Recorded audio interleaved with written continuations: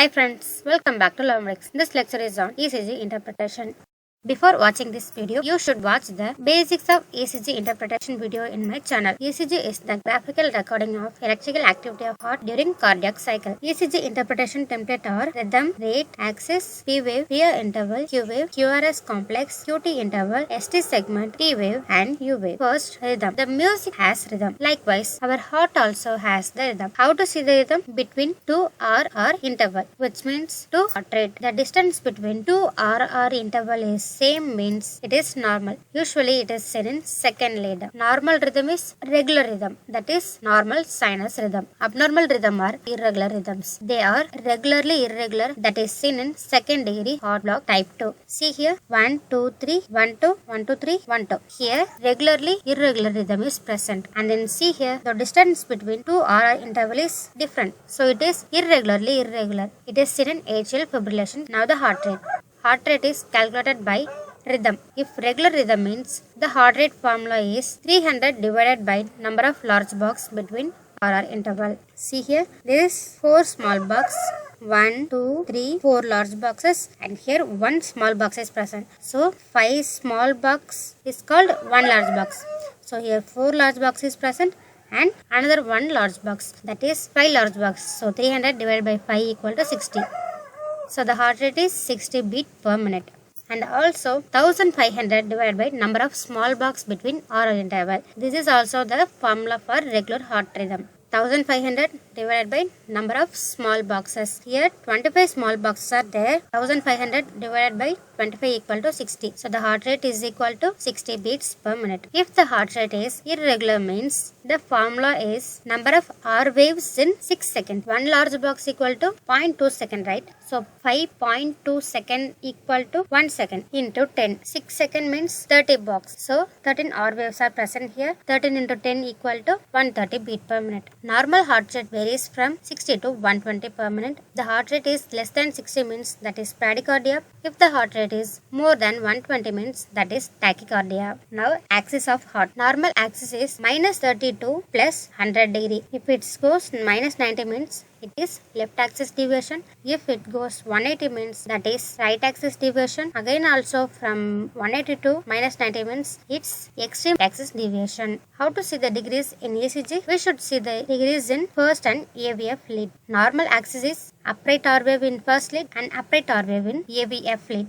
In right axis deviation, downward R wave in first lead and upright R wave in AVF lead. That is look like written. Right axis written. You can remember like this. And left axis deviation means the R wave in first lead is upright and R wave in AVF lead is downward. So you can remember like this. Left leaves. Extreme axis deviation, the both R waves are downward. So it indicates extreme axis deviation. Here normal axis, this is leaves, that is left axis, this is like return, right axis, and then this one is both are downward, that is extreme right axis deviation. 0 to minus 90 degrees left axis, 90 to 180 is right axis, and then minus 90 to 180 is extreme axis deviation. This is normal axis. 1 and AVF leads are upright. 1 and AVF lead is returning each other. So it is right axis deviation. And then 2 leads are leaves. So it is left axis deviation. Now the P wave. Normally the P wave produced due to atrial contraction. We should see the P wave in second and V1 lead. First, we should see the P wave whether it is present or absent. If present, we should see the normal duration of P wave is not more than 0.12 second, which means 3 small boxes. The abnormal P waves are absent P wave, tall peak P wave, that is P pulmonale, bifid P wave, that is P mitchell, sawtoothed pattern, and ectopics are present in the P wave. Now absent P wave. Absent P wave indicate atrial fibrillation, nodal rhythm, third degree heart block. See here the P wave is absent and the tall peak P wave is seen in right atrial enlargement. Here tall peak P wave is present. It indicates the P pulmonale, right atrial enlargement.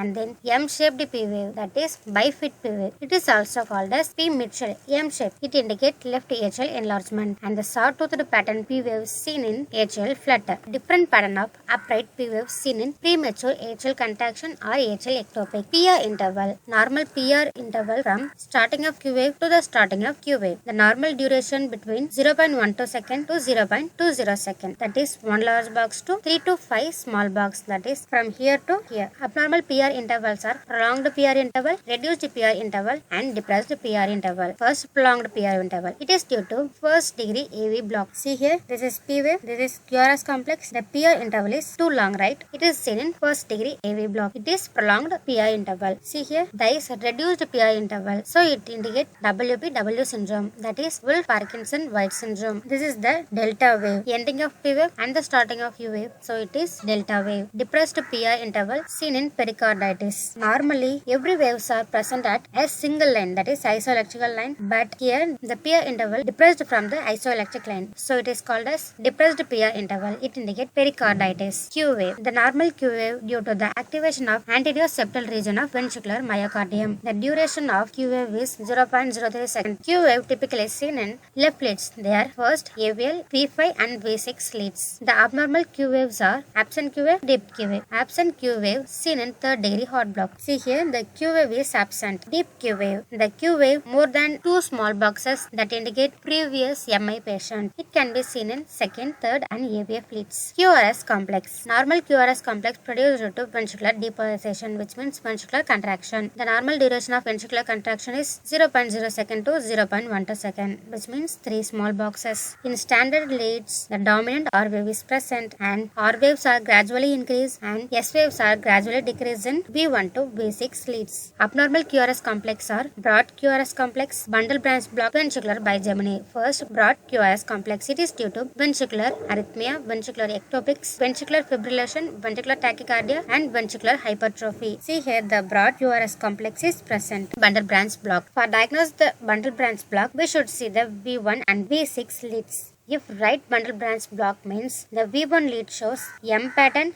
and V6 lead shows W pattern. We can remember this like marrow, M pattern in V1, W pattern in V6, that is right bundle branch block. If left bundle branch block means W pattern in V1, M pattern in V6, we can remember it like Williams. W pattern in V1, M pattern in V6, that indicate left bundle branch block. Ventricular bigeminy. Here two types of QRS complex is present. P wave, QRS complex, again P wave. QRS complex, again P wave. It is the ventricular bigeminy. It can be seen in premature ventricular contraction or ventricular ectopic. QT interval. The normal QT interval from the starting of Q wave to the end of T wave. The QT interval indicates the total time from the ventricular depolarization to the complete ventricular repolarization. That is full of ventricular activity denoted by QT interval. Normal QT interval is 0.35 to 0.43 seconds, which is 1.5 to 2 large boxes. Abnormal QT interval is large QT interval.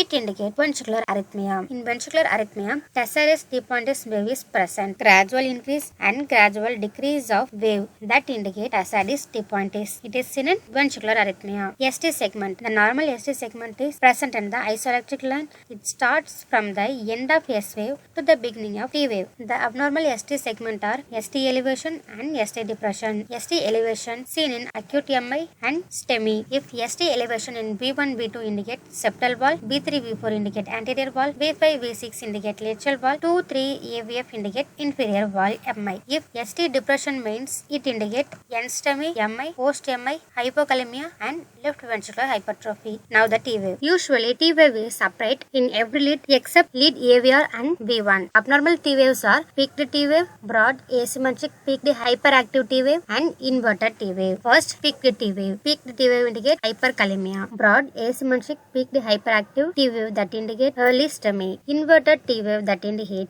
MI, end-STEMI, right ventricular hypertrophy. See here, inverted T wave. Now the U wave. Normal U wave produced out of Purkinje fiber repolarization. U wave usually seen in the precardial lead. Normally the U wave is absent or it may be just present, but the amplitude and the durations are less than that of T wave. Abnormal U wave is prominent U wave. It is due to hypokalemia. Now the ECG overview. ECG is the graphical recording of electrical activity of heart during cardiac activity. In ECG interpretation, we should see the rhythm rate, axis, P wave, PR interval, Q wave, QRS complex, QT interval, ST segment, T wave and U wave. First in time, tessaris depointis seen in ventricular arrhythmia. Sawtooth P wave seen in atrial flutter. Identify the condition. P wave, QRS complex. It indicates ventricular bigeminy. Bradycardia heart rate is less than 60 beats per minute. Identify the condition. M-shape P wave. Mitchell. P mitral indicate left atrial enlargement. Identify the condition. P wave, QRS complex. Here the PR interval is high. That is prolonged PR interval seen in first degree heart block. Thanks for watching.